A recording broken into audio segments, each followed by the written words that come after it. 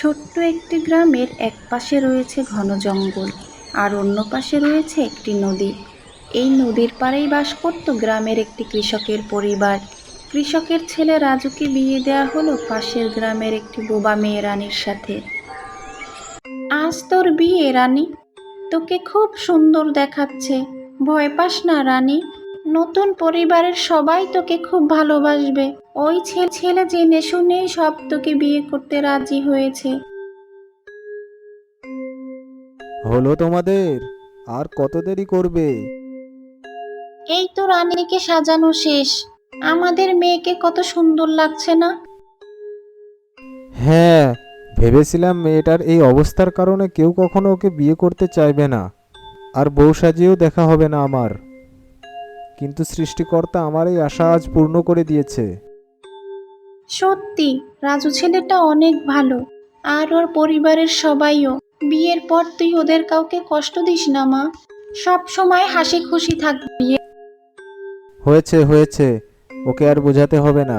এমনিতেই দেরি হয়ে গেছে।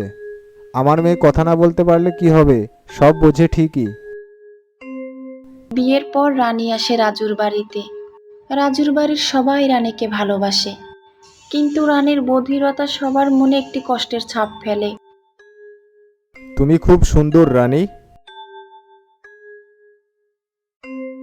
ভাইয়া, ভাবি তো অন্যদিকে তাকিয়ে আছে, তোর কথা শুনতেই পাইনি। তোর দিকে তাকানোর পরে বল আবার কথাটা। হ্যাঁ, ঠিকই আছে। এই, তুই এখানে কি করছিস? যা বলছি। আচ্ছা, যাচ্ছি। রানী তার হাতের ইশারায় রাজুকে ধন্যবাদ জানালো। এভাবে তাদের সংসারে অনেক দিন হয়ে গেল। ভাইয়া, ভাবি সেই দরজায় দাঁড়িয়ে কখন থেকে তোর অপেক্ষা করছে, তোকে কিছু বলবে মনে হয়। আমাকে কি বলবে আবার? তোদের কিছু বলেনি? না, তিতি কত জোর করলো, তবুও বৌমা কিচ্ছু বলেনি। আর তিতিকে হাতের ইশারা দিয়ে বলল তুই আসার পরে বলবে। আচ্ছা, আমি গিয়ে দেখি কি বলতে চায় ও।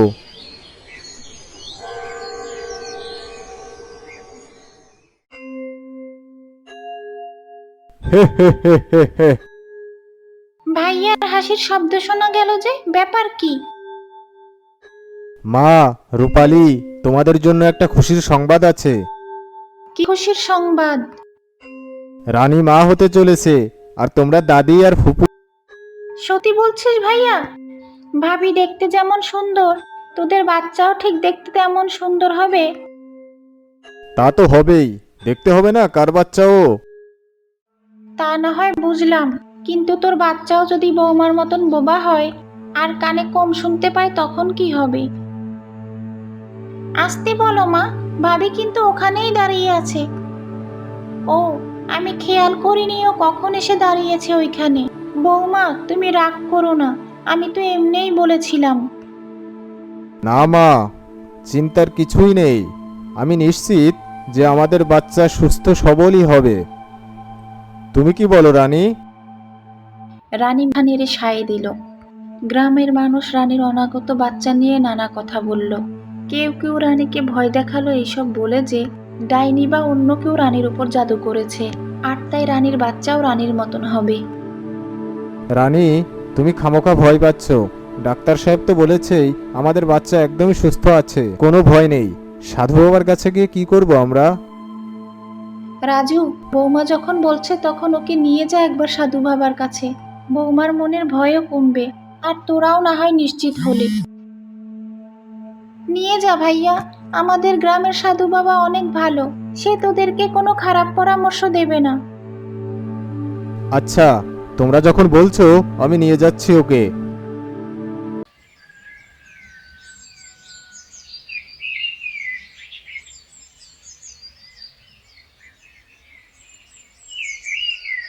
আয় আয়, তোদের মা আগেই বলে রেখেছিল যে তোরা আসবি। বস আমার সামনে। তাহলে তো আপনি কারণও জানেন আমাদের এখানে আসার। এবার ভালো কিছু বলেন, রানীর কষ্ট দূর করে দিন। ঠিক আছে, দেখি তোর বউয়ের হাত।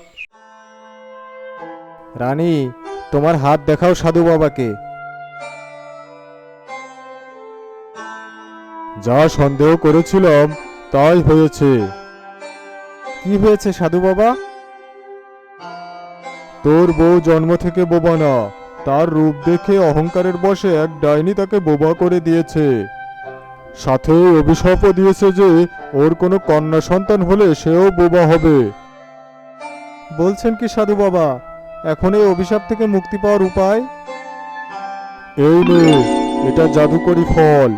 এই ফল তোর রানীকে খাওয়ালে বাচ্চার উপর থেকে সমস্ত অভিশাপ কেটে যাবে এবং সে হয়তো নিজেও আবার কথা বলতে পারবে। সত্যি বলছেন সাধু বাবা? শুধু এই ফলটা খাইয়ে দিলেই ও সুস্থ হয়ে যাবে?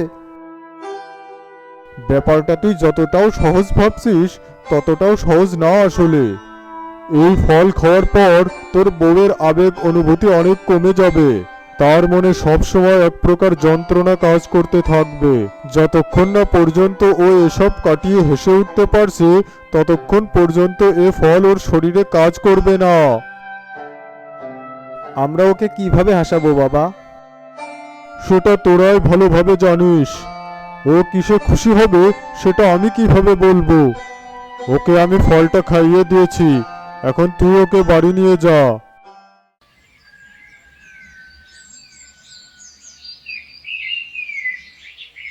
ভাইয়া, ভাবির কি হয়েছে?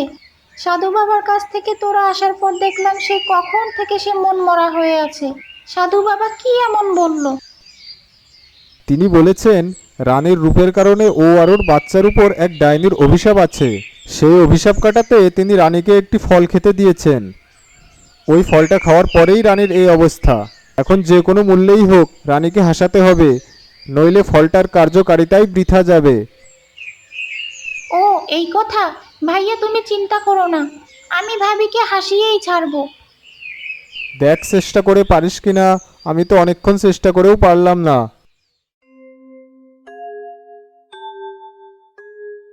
ভাবি, আমি কিভাবে সেজেছি দেখো। তোমার হাসি পাচ্ছে না? তোমার চোখ দিয়ে তো উল্টো পানি গড়িয়ে পড়ছে। কেঁদো না ভাবি। আমি তোমাকে মজার একটি কৌতুক বলছি, এটা শুনলে তুমি নিশ্চিত হাসবে। কি রে, তুই এমন ভূত সেজে তোর ভাবির কানে কানে কি বলছিস? এ কি, বৌমা তো দেখছি মন খারাপ করেছে তোর কথা শুনে। কি এমন বলেছিস তুই? দাঁড়া, তোকে দেখাচ্ছি। না মা, বিশ্বাস করো, আমি ভাবিকে তেমন কিছুই বলিনি। আমি তো ভাবির মন ভালো করার চেষ্টা করছিলাম। এমনিতেই বৌমা কত চিন্তায় আছে এই অবস্থায়, তার উপর তুই ওকে উল্টাপাল্টা কথা শোনাচ্ছিস। আজ তোর একদিন কি আমার একদিন।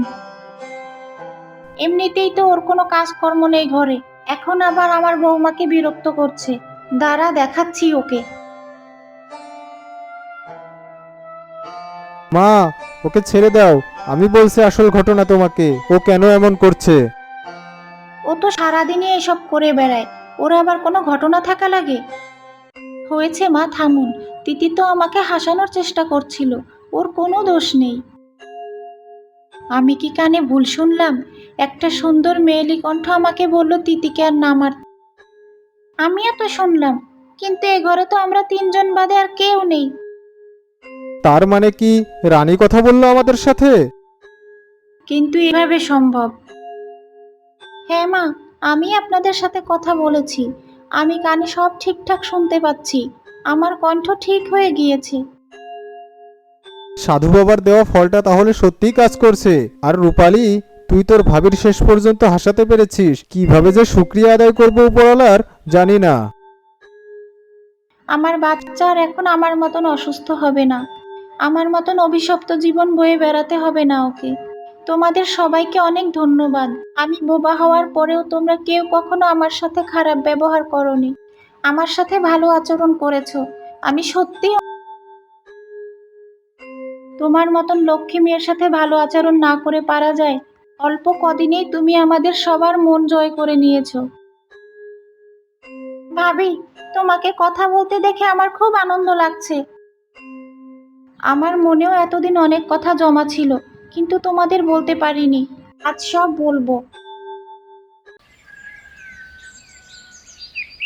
হে জাদুর আয়না, বল আমাকে, পৃথিবীর সবচেয়ে নিখুঁত মেয়েকে, সবচেয়ে সুন্দর হাসি কার? শ্যামপুর গ্রামের রানী নামের মেয়েটি সবচেয়ে নিখুঁত, আর ওর হাসিটাও হচ্ছে সবচেয়ে সুন্দর হাসি। কি বললে তুই? নামটা চেনা চেনা মনে হচ্ছে। আমি না অনেক বছর আগে ওকে অভিশাপ দিয়ে ওর মুখের ভাষা কেড়ে নিয়েছিলাম। তখন থেকে তো ওর মুখের হাসি উড়ে গিয়েছিল, আর আমি ছিলাম সবচেয়ে সুন্দর হাসির নিখুঁত মেয়ে। না, আমি কিছুতেই হতে দেব না। শুধু ওর মুখের ভাষা কেড়ে নিয়ে ভুল করেছি আমি। এবার ওর মুখ এমন ভাবে বিকৃত করব আমি, যেন ও আয়নার সামনেও দাঁড়াতে না পারে। নিখুঁত হওয়া তো দূরের কথা। তোমার অভিশাপ তো কখন কেটে গিয়েছে, আর ওই মেয়ে আবার কথা বলা শুরু করেছে, আবার হাসা শুরু করেছে। তাই ওই এখন সবচেয়ে সুন্দর আর নিখুঁত। বৌমা, এই নাও, এই ফলটা খাও। তোমাদের দুইজনের স্বাস্থ্যের জন্যই খুব ভালো। আচ্ছা মা, আমি বাইরে বসে খাচ্ছি। কি হলো কিছুই বুঝলাম না। আমার বিষাক্ত আপেলের প্রভাব কমে গেল নাকি? এই আয়না, পৃথিবীর নিখুঁত মেয়ে ওই বোবা মেয়েটাই নাকি আমি? কোন দিক দিয়ে?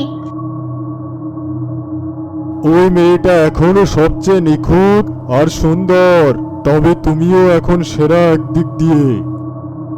এবার এই অবস্থা হলো কি করে? আমার সামনে এসে দাঁড়াও, তাহলেই বুঝবে। রানীর পেটে থাকা বাচ্চাটাও জাদু জানে, কারণ রানী সাধু বাবার দেওয়া ফল খেয়েছিল। তুমি আপেলটা পাল্টানোর পর ও জাদু দিয়ে আবার আপেলটা পাল্টে দিয়েছে ওর মাকে বাঁচানোর জন্য, আর তুমি হয়ে গেছো পৃথিবীর সবচেয়ে অসুন্দর মেয়ে। হা হা হা হা হা। একে আমার চেহারার এই অবস্থা হলো কি করে?